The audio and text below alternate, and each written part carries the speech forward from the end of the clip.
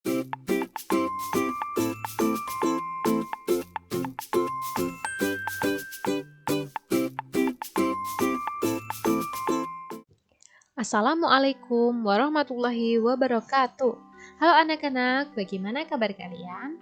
Semoga kita selalu dalam keadaan sehat dan tetap semangat. Kali ini kita akan belajar tema 7 peristiwa dalam kehidupan, subtema 1 peristiwa kebangsaan masa penjajahan. Kita akan belajar muatan pelajaran PPKN KD 3.3 dan 4.3. Nah, sebelum belajar, kita berdoa terlebih dahulu. Berdoa dimulai. Berdoa selesai.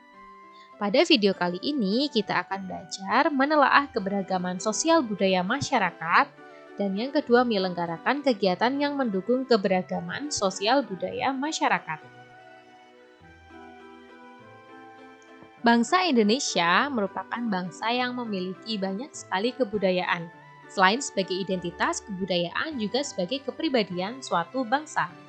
Indonesia merupakan negara kesatuan yang masyarakatnya majemuk. Bangsa Indonesia terdiri atas beberapa suku bangsa yang menyebar dari Sabang, ujung Sumatera Utara, sampai Merauke, ujung Papua. Nah, faktor penyebab keragaman yang pertama yaitu ada faktor keturunan. Yang kedua, faktor perbedaan kondisi geografis, dan yang ketiga, faktor pengaruh budaya luar. Mari kita pelajari yang pertama yaitu faktor keturunan. Pada faktor keturunan terdapat ras di Indonesia. Berdasarkan ciri-ciri fisiknya, masyarakat Indonesia dapat dibedakan menjadi 4 kelompok ras. Yang pertama ras khusus, yang kedua ras Kaukasoid, yang ketiga ras Mongoloid, dan yang keempat, ras Negroid. Nah, faktor keturunan yang kedua yaitu suku di Indonesia. Masyarakat Indonesia yang majemuk terdiri atas beberapa suku bangsa atau etnis. Nah, tiap-tiap suku bangsa memiliki bahasa dan adat istiadat serta budaya yang berbeda. Di suatu daerah mungkin terdapat beberapa suku. Contoh, di Sumatera terdapat yang pertama yaitu suku Aceh, yang kedua suku Melayu, dan yang ketiga suku Batak.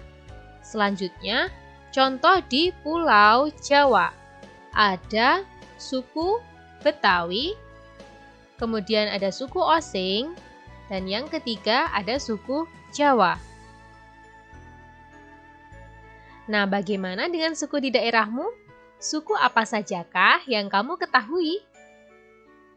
Mari kita pelajari yang kedua yaitu faktor perbedaan kondisi geografis.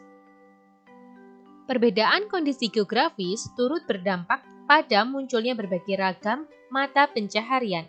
Contohnya yaitu ada perikanan, kemudian ada pertanian, kehutanan, dan perdagangan. Pada setiap bidang tersebut, mereka akan mengembangkan corak kebudayaan yang khas dan cocok dengan kondisi geografis lingkungan tempat tinggalnya. Selanjutnya, faktor keberagaman yang ketiga yaitu pengaruh kebudayaan luar. Bangsa Indonesia adalah contoh bangsa yang terbuka. Keterbukaan ini dapat dilihat dari besarnya pengaruh asing dalam membentuk keberagaman masyarakat di seluruh wilayah Indonesia. Nah, pengaruh asing yang pertama ialah ketika orang-orang dari India, Cina, dan Arab kemudian disusul oleh orang-orang dari Eropa. Bangsa-bangsa tersebut datang dengan membawa kebudayaannya masing-masing. Nah, seperti yang dapat kita ketahui dalam kehidupan sehari-hari, kita mengenal ada dance, ada juga junk food. Nah, itu merupakan salah satu dari pengaruh kebudayaan luar. Perkembangan masyarakat Indonesia pada masa munculnya rasa kebangsaan terjadi di berbagai bidang kehidupan. Yang pertama, bidang pendidikan, yang kedua, bidang ekonomi, yang ketiga, bidang politik, dan yang keempat, bidang sosial budaya.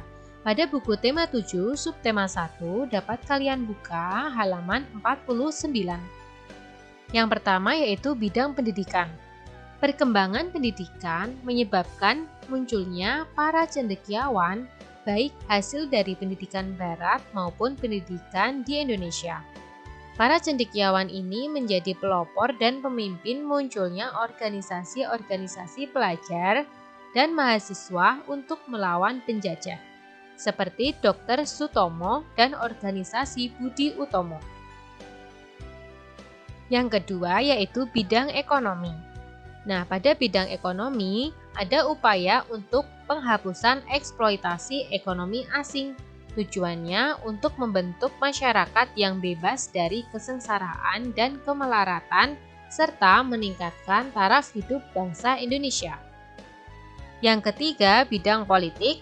Banyak muncul organisasi-organisasi pergerakan yang menyuarakan aspirasi masyarakat pribumi yang telah hidup dalam penindasan penjajah. Mulai muncul paham-paham baru seperti nasionalisme, liberalisme, sosialisme, demokrasi, dan Pancasilaisme. Semangat nasionalisme pada masa ini digunakan sebagai paham atau ideologi bagi organisasi pergerakan. Salah satunya Partai Nasional Indonesia yang diketuai oleh Insinyur Soekarno. Yang keempat yaitu bidang sosial dan budaya. Pada bidang ini yaitu melakukan pembentukan identitas nasional seperti penggunaan nama Indonesia untuk menyebut negara kita. Hal ini diawali oleh J.R. Logan pada tahun 1850 dan istilah Indonesia makin populer sejak Sumpah Pemuda 28 Oktober 1928.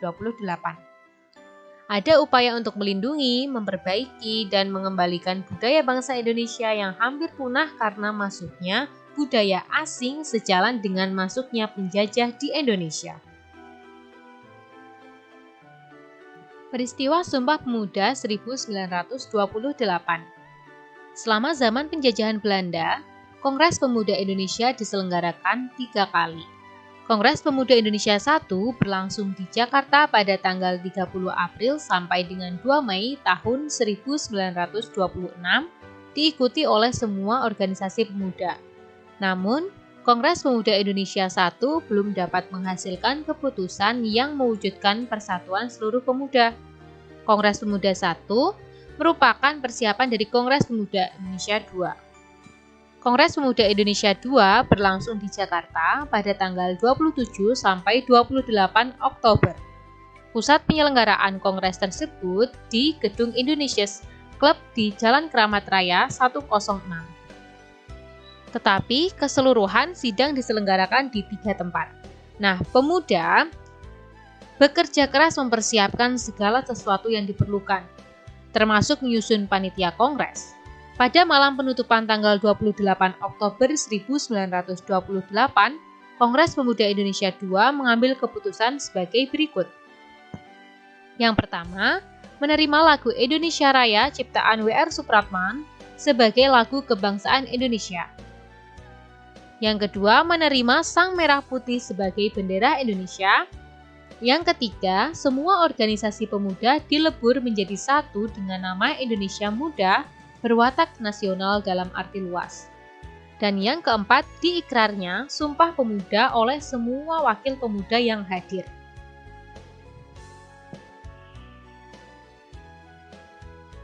Nah, unsur pembeda dari suku bangsa yang ada di Indonesia. Yang pertama, adat istiadat. Setiap suku bangsa pasti memiliki adat istiadat tertentu, meliputi upacara adat dan kebiasaan-kebiasaan lain. Kebiasaan tersebut sudah dijalankan secara turun-temurun dalam suatu suku. Contohnya, upacara pembakaran mayat atau ngaben di Bali. Yang kedua yaitu bahasa daerah. Tiap suku bangsa biasanya memiliki bahasa daerah tertentu. Sebagai contoh, suku Jawa memakai bahasa Jawa dalam melakukan percakapan sehari-hari. Dan yang ketiga, sistem kekerabatan. Sistem kekerabatan merupakan sistem keturunan yang dianut oleh suku bangsa tertentu, berdasarkan garis ayah, garis ibu, atau keduanya. Terima kasih, sekian pembelajaran pada kali ini, semoga bermanfaat. Wassalamualaikum warahmatullahi wabarakatuh.